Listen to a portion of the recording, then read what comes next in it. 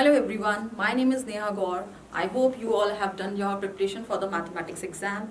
I am here to give you a brief introduction about the chapter, some applications of trigonometry. Now before starting this chapter, I am hoping that you all have completed your preparation of chapter trigonometry. Because before completing this chapter, before taking the introduction of this chapter, you all know the values of all the trigonometric ratios and all the things related to trigonometry. So there are few points that you have to keep in mind before starting this chapter. The first is, these are the few terminology that you have to keep in mind, that is angle of elevation, angle of depression, and there are some simple problems that you have to keep in mind. And one more thing, the problems that comes in your exams will be the problems that do not have more than 2 right triangles. ऐसी कोई भी problem नहीं आएगी आपके question paper में जिसमें more than 2 right angle triangles का use हो रहा हो. And the angles of elevation और depression should be only 30 degree, 45 degree and 60 degree.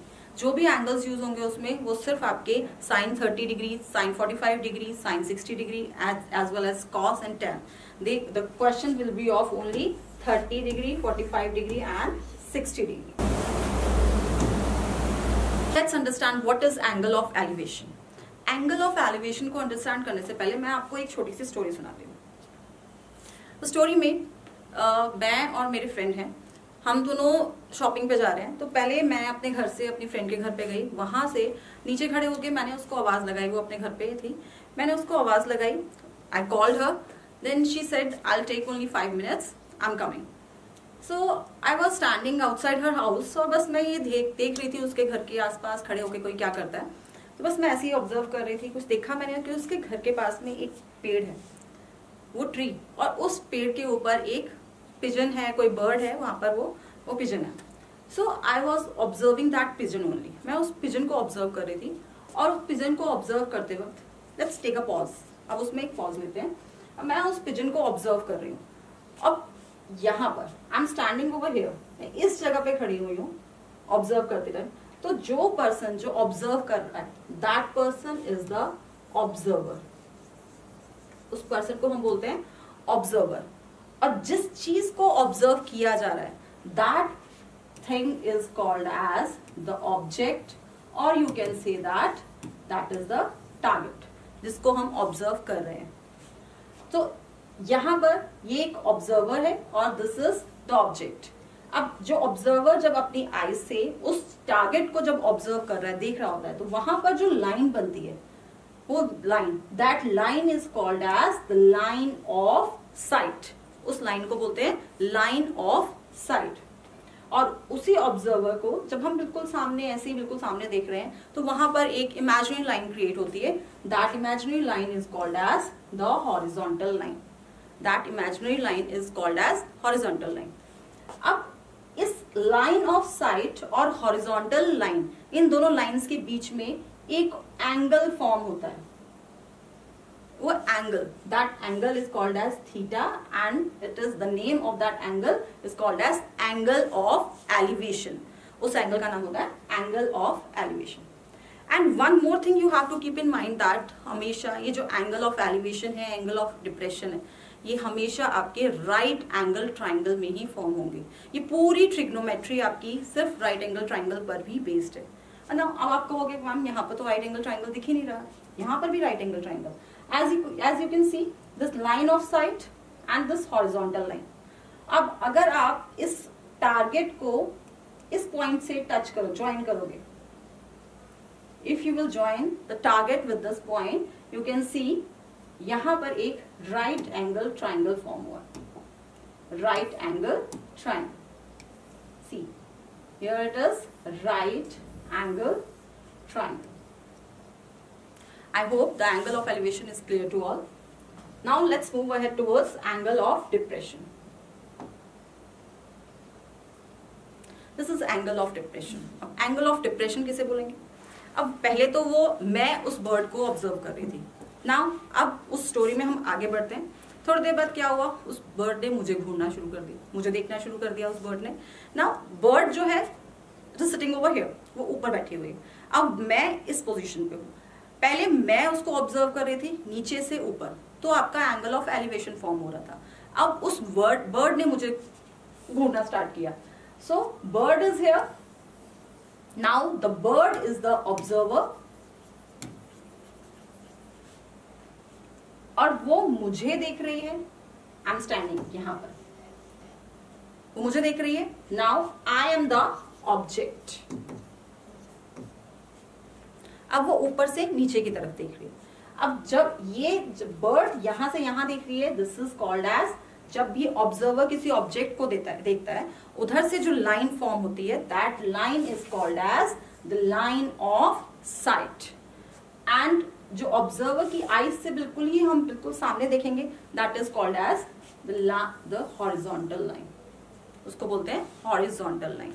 Again the same process, horizontal और लाइन ऑफ साइट के बीच में जो एंगल फॉर्म होता है, that is called as the angle of depression. ये आपका आ गया एंगल ऑफ डिप्रेशन।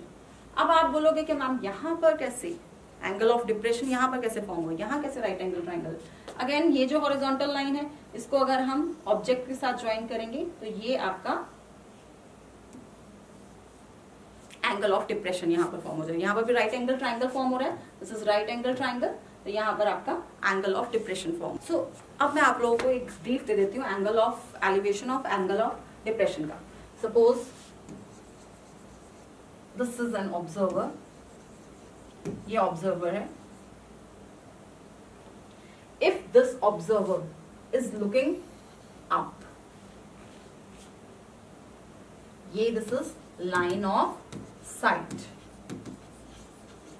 अगर ये ऊपर देख रहा है और यही एक ऑब्जर्वर है, ये यहां नीचे देख रहा है, और ये ऑब्जर्वर जब सामने देख रहा है, ये आपके पास, जब ये ऊपर की साइड देख रहा है, तब वहां पर एंगल ऑफ एलिवेशन फॉर्म होगा, और जब ये नीचे की साइड देख रहा है तो एंगल ऑफ डिप्रेशन फॉर्म होगा। Now where is the right angle triangle? Right angle triangle is here. When you join the line of sight with this horizontal line, you'll get the right angle triangle. It's the simple one. There's no, I think यहाँ तक clear हो गया होगा what is angle of elevation and what is angle of depression. Now how you can approach to the question.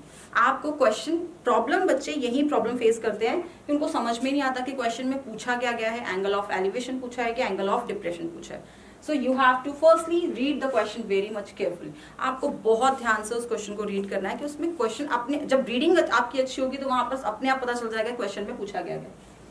Draw the diagram. अगर आपने diagram draw कर दिया इस क्वेश्चन के लिए, डायग्राम अगर आपका ड्रॉ हो गया तो ये आधा क्वेश्चन तो आपका वही हो जाएगा, बिकॉज इस क्वेश्चन में आपके डायग्राम के मार्क्स तो होते ही होते हैं। आपका 1 मार्कर टू 1 मार्क का डायग्राम होता ही है, ठीक है। So you have to keep in mind कि सबसे पहले तो आपका डायग्राम बनना चाहिए। और डायग्राम कैसे बनेगा, बस जो भी आपसे क्वेश्चन में पूछा गया है आपको पहले अपने माइंड में उसको प्रिपेयर करना है। अपने माइंड में वो चीजें प्रिपेयर कर लो कि if you are the observer, if you are looking at the top, then the angle of elevation will form. If you are looking at down, then the angle of depression will form. If ये दोनों concept अगर clear हो गए, ये chapter आपका बहुत easily हो जाएगा। और प्लस आपको ट्रिग्नोमेट्री की रेशियोज की सारी वैल्यूज पता होनी चाहिए। ये क्वेश्चन आपका एग्जाम में 5 to 6 मार्क्स का इसमें से क्वेश्चन फॉर्म होता है। फिर यूजेज ऑफ ट्रिग्नोमेट्री, वही चीज है कि आपको ट्रिग्नोमेट्री को यहाँ पर यूज करना है। जो भी ट्राइंगल हमारा राइट एंगल ट्राइंगल फॉर्म होगा उसके अंदर आपको ट्रिग्नोमेट्री की वैल्यूज को यूज करना है। Now let's start the questions. यहां से हम क्वेश्चन स्टार्ट करते हैं। A ladder 15 metre long just reaches the top of the vertical wall. एक लैडर है, जस्ट 15 मीटर लंबी लैडर है, just reaches the top of the vertical wall. अब आपको अपने माइंड में पहले पिक्चर बनानी है कि एक लैडर है, वो वॉल के साथ खड़ी हुई है। This is the wall and this is the ladder. अपने माइंड में पहले पिक्चर क्लियर कर लो। Let's draw the figure.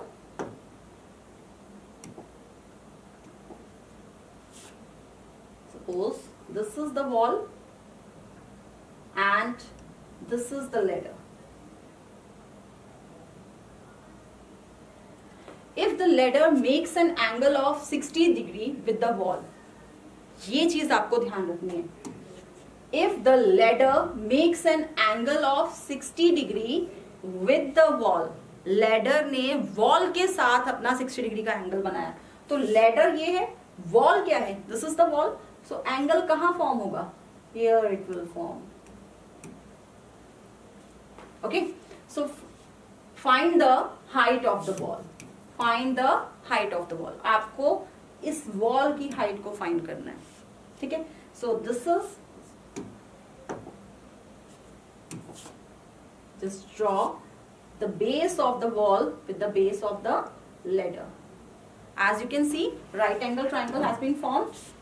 So this is right angle triangle. Just name the figure is A, B, C, and the length of the ladder is 15 meters. And you have to find the height of the wall. इस wall की height को find करना है. Now how we can start up? हमारे पास figure clear है. अब figure clear है, अब कैसे पता चलेगा हमें किस चीज को कैसे लिखना है? सबसे पहले firstly we have to consider the triangle.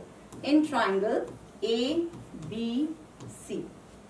This is the name of the triangle. In this way you have to start the question. Triangle A, B, C. इसमें आपको ट्रिग्नोमेट्री की रेशियो लेनी है. अब रेशियो कैसे लेंगे? रेशियो में एक चीज जो हमें गिवन है that we have to take, and other thing that is not given, जो हमें नहीं गिवन. अब इसमें आपको क्या लेना है? एक चीज जो नहीं given, that is A B, and what is given to us? It is A C. It is A B upon A C. एक हमें वो साइड लेनी है जो हमें गिवन है, एक चीज जो नहीं given. So it is A B. अब आप बोलोगे कि मैम हमें बी सी भी तो नहीं गिवन, बी सी भी नहीं गिवन, बट बी सी हमें रिक्वायर्ड ही नहीं है. हमें रिक्वायरमेंट किसकी है? We have to find the value of A B. So that's why I am taking A B. Now what is A B here? अब यहाँ से हमारे पास हमें कैसे पता चलेगा ये साइन है, कॉस है, टेन है, कैसे पता चलेगा? आई थिंक अगर जिसने भी लास्ट ट्रिग्नोमेट्री की वीडियो अगर देखी होगी तो उसमें आपको बताया गया था कि रेशियो को हम कैसे फाइंड आउट करते हैं. एक ट्रिक है जिसमें हम लोग याद करते थे, पंडित बद्री प्रसाद हर हर बोले, इस तरह से ये ट्रिक याद करते थे, जिसमें ये होता था दिस रेशियो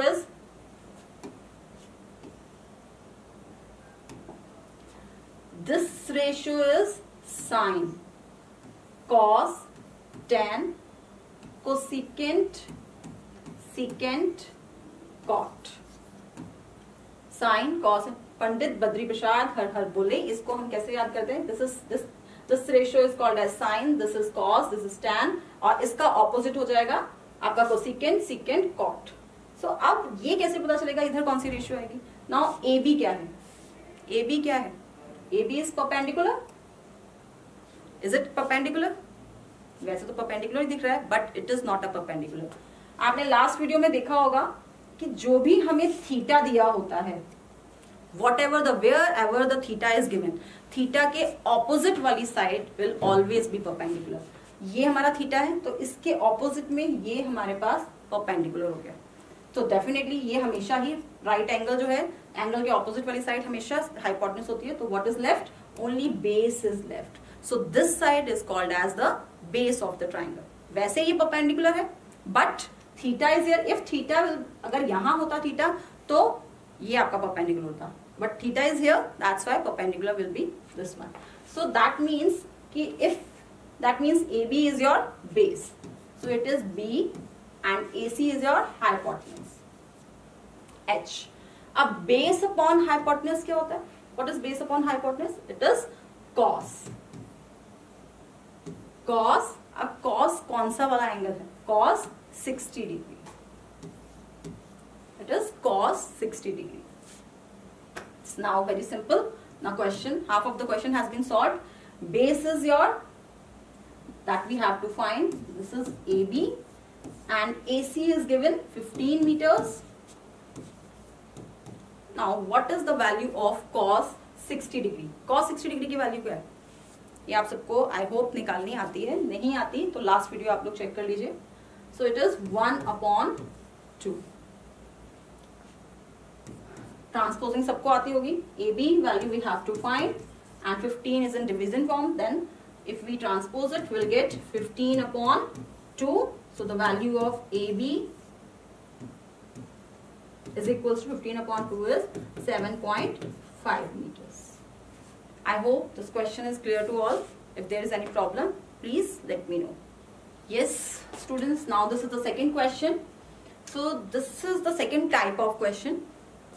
जिसमें if a tower 30 meter high, एक tower है that is of 30 meter high, the height of the tower is given, cast a shadow 10√3 meter long. एक वो shadow form कर रहा है, जब tower के ऊपर धूप पड़ेगी तो definitely एक shadow form होगी. So long on the ground, find the angle of the sun. यहाँ पर here we have to find the angle of the sun. इसमें हमें angle नहीं given, इसमें हमें theta नहीं given है. We have to find the angle of the sun. Now अब वो angle कौन सा होगा? Angle of elevation और angle of depression. यहाँ पर क्या आप लोगों को क्या लगता है? What kind of angle could be formed? Let's check out. Let's make a figure. If a tower 30 meter high, एक tower है, it is 30 meter high, cast a shadow 10√3 long. अब if this is a tower, तो definitely shadow उसका यहाँ आएगा, right? If I am standing over here, मेरी shadow कहाँ जमीन पे ही तो बनेगी, right? So this will be the, बहुत से बच्चे गलती करेंगे कि वो shadow इसको बना देंगे, but this will not be the shadow. So shadow will be this. Find the angle of now we have to find. Just join these two points. Let's name the angle. It's P, Q, R.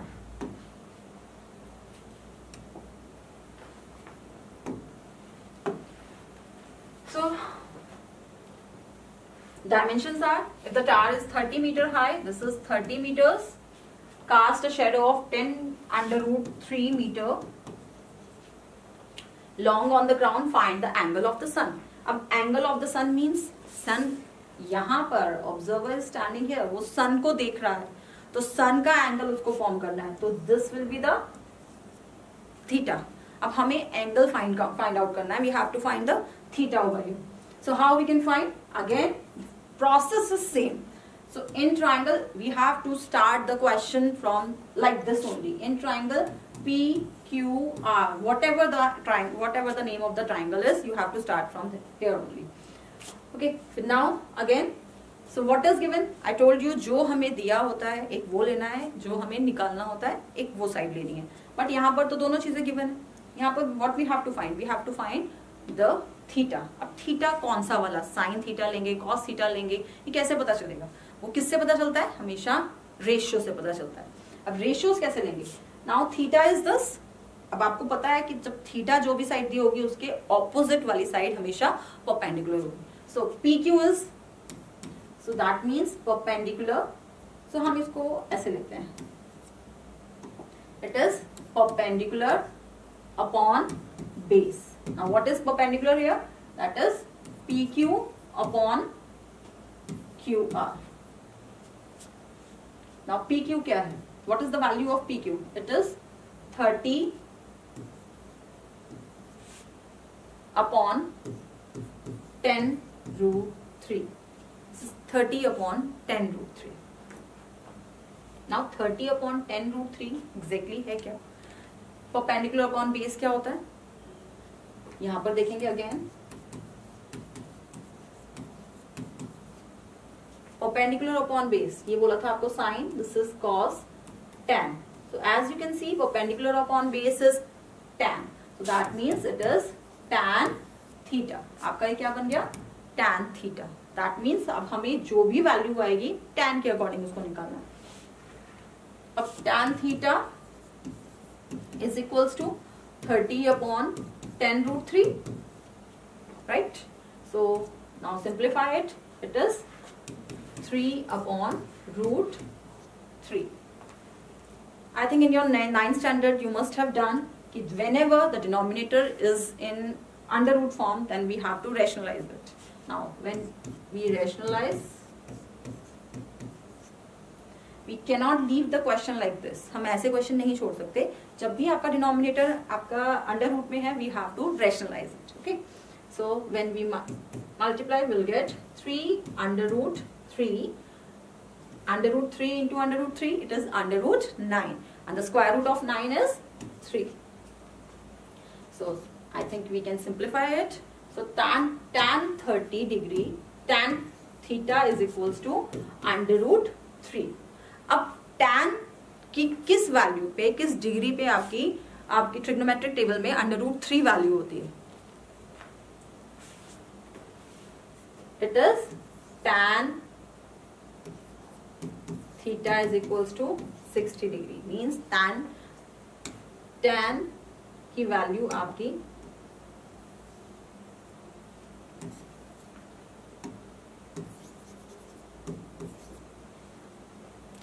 tan 60 degree is your theta. आपका theta जो है यहाँ पर that will be 60 degree. आपका जो angle of elevation बन रहा है it is of 60 degree. It is of 60 degree angle. Okay. I think this question is clear to all.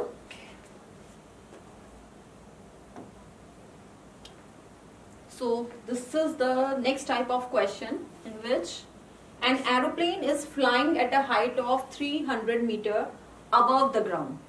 Ground से 300 मीटर की ऊंचाई पे एक एरोप्लेन उड़ रहा है. Flying at this height, the angles of depression from the aeroplane.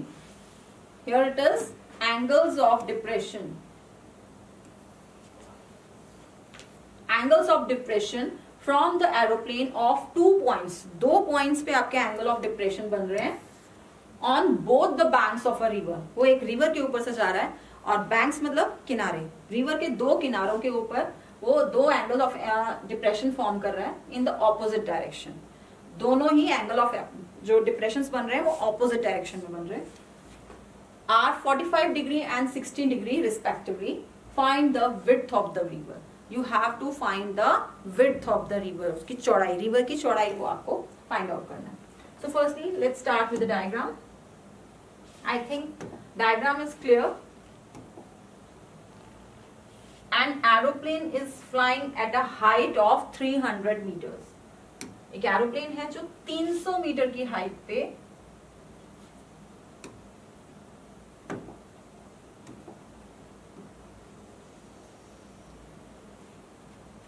this is the height of the aeroplane. This is of 300 meters, and here it is the aeroplane. We can name it as A. The angles of depression has been formed at 2 points. अब यहाँ पर आप इसको river, अगर हम river लेते हैं, let's take it as river. इस रिवर पे 2 एंगल्स फॉर्म हो रहे हैं, एक यहां से यहां पर,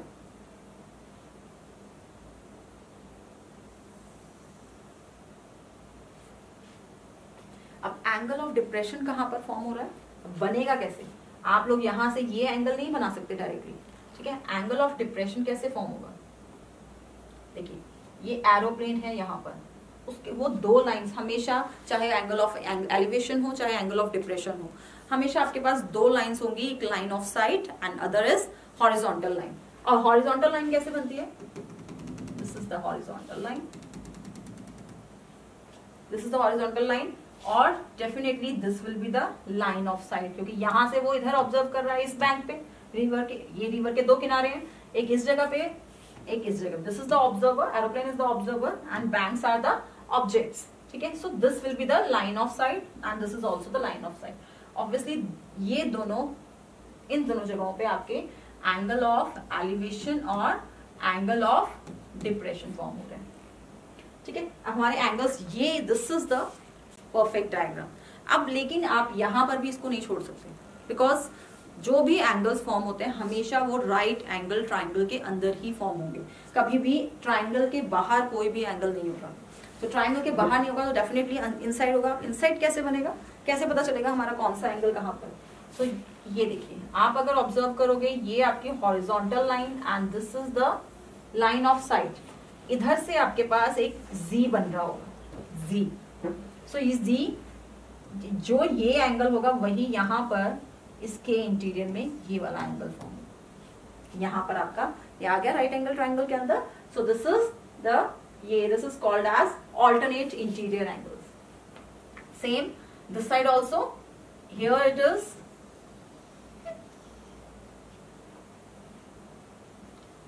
Here this is also formed as GZ. So if this is 45 degree, this will also be 45 degree. This is, now name this figure A, B, C, D.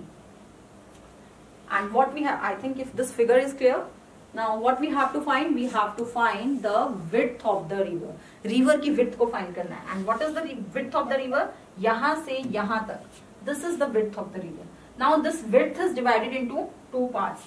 This we can say as X and this can be say as Y.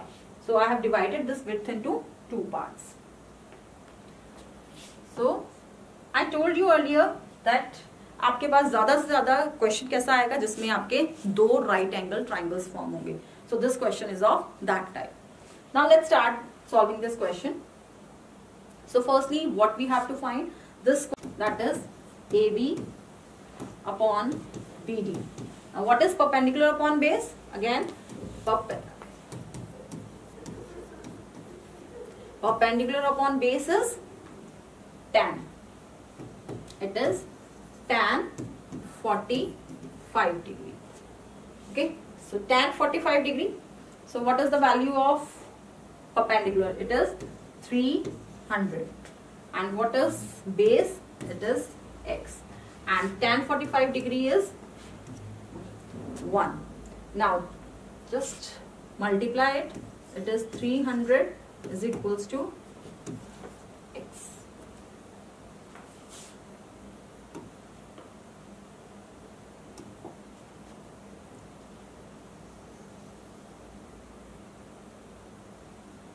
Let's start with the second part of the question.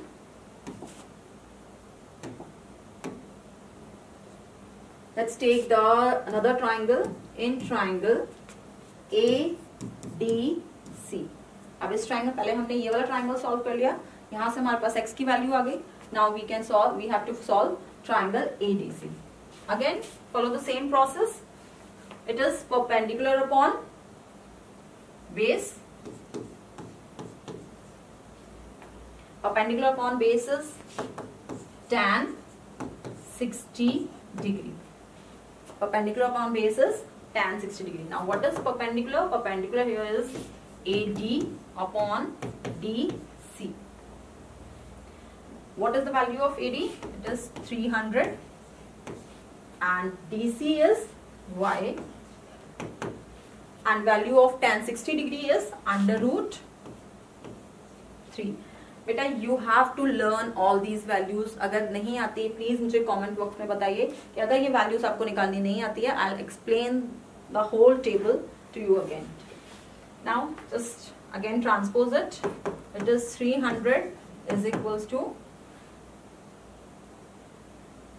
Under root 3y. Now we have to find the value of y only. So 300 upon under root 3 is equals to y. So I already explained you कि whenever the denominator is in under root form, then we have to rationalize it. Under root 3 under root 300 upon under root 3.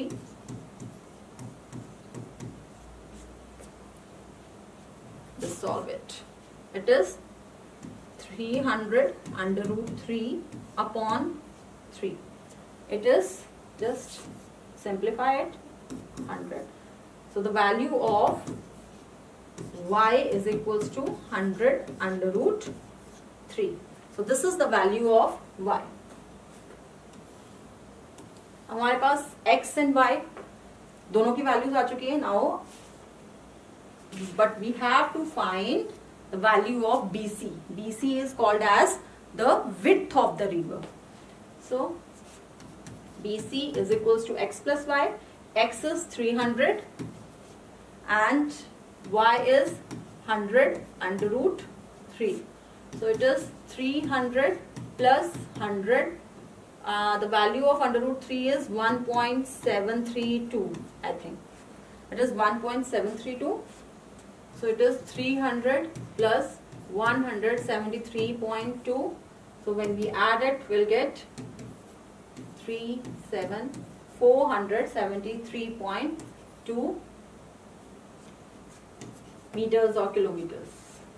So this is your answer. So this is the width of the river. Width of the river is 473.2. So here is the question. If you have any kind of problem,